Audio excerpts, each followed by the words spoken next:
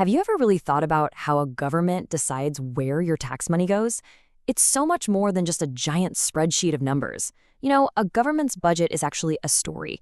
It's a story about a country's values, its priorities, and really its entire philosophy on how to manage things. So let's unpack that story together. This quote right here, it gets straight to the heart of what we're talking about. It perfectly captures this massive shift in public finance. This move away from just controlling every single cent spent on things towards focusing on the actual results those cents are supposed to achieve.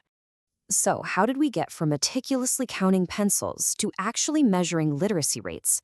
That's the journey we're going on today.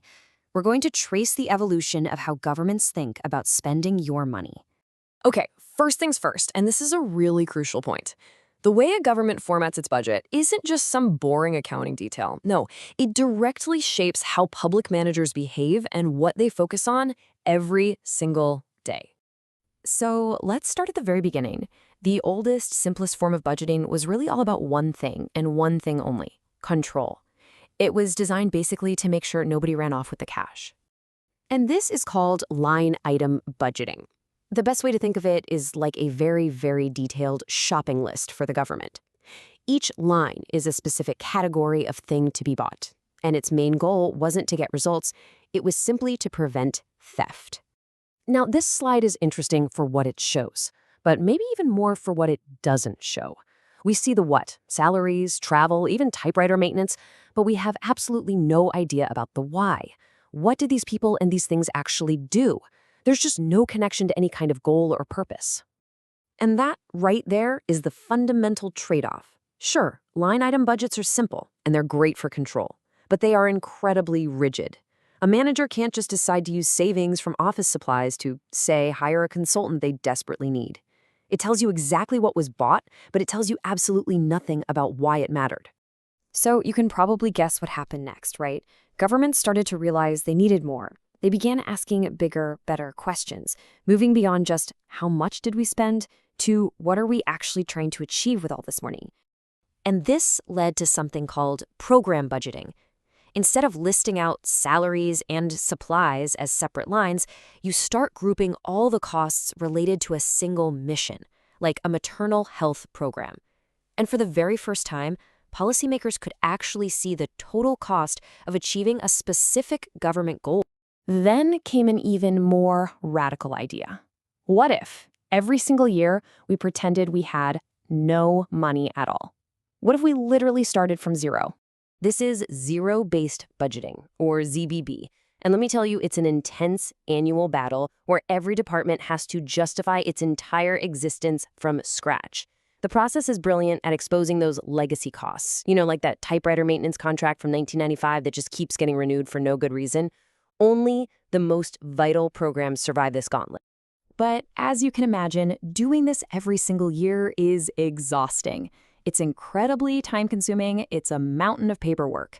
So while ZBB is a super powerful tool for cleaning house, most governments use it every now and then, maybe every 5 years or so, to avoid completely burning out their staff. All this evolution brings us to what's pretty much the modern standard, and it's the biggest leap yet. We're moving from buying things and even programs to trying to buy actual measurable outcomes. Welcome to the world of performance-based budgeting. The core logic here is really simple. We, the government, will give your agency a lump sum of money and the flexibility to spend it how you see fit. But in return, you must deliver specific agreed-upon results. It's that simple. Your funding follows your performance. And the country that took this idea to its most radical, most famous conclusion has to be New Zealand. Their reforms back in the late 1980s became the global benchmark for this whole approach. Their system is just brilliantly illustrated by this idea. They reimagined government as a contract. The minister who represents the public acts as a purchaser, and the CEO of a government department, they act as a supplier. The minister doesn't tell the CEO how to do their job, they simply buy a result. And we are talking about a high-stakes contract here. The CEO gets total freedom over hiring, firing, spending, the whole shebang. But in exchange, they sign an agreement with exact targets. If they hit those targets, they get a bonus. If they fail, they're fired, gone. There is no tenure. It's pure, unfiltered accountability for results. All right, so how do these big global concepts actually look on the ground? Let's zoom in and take a look at a really interesting contemporary example from the Philippines. So the Philippines implemented a system called PREXC, which stands for Program Expenditure Classification. And this slide shows the transformation perfectly. On the left, you've just got that simple list of expenses. But on the right, those same expenses are now organized under a single mission, the maternal health program, with a crystal clear outcome target to reduce maternal mortality. But the really crucial part is how they measure success. They use two types of indicators. An output is what the government does. It's an activity, like training a certain number of farmers. But the outcome is the result they're actually trying to achieve, like an increase in crop yield. And focusing on outcomes, well, that's what really matters. You know, the Philippines also has this globally recognized policy where at least 5% of every single government agency's budget must be dedicated to programs that promote gender and development. It's a fascinating way to embed a specific social value directly into the entire national budget process. So, after this whole journey, from line items to performance contracts, let's bring it all back home. Why does any of this really matter to you? Because at the end of the day, it all comes back to this. The structure of a budget isn't just a technicality. It is a choice. It's the mechanism that decides whether your tax money is simply being spent or whether it's actually achieving something meaningful. And that leaves us with one last question for you to think about.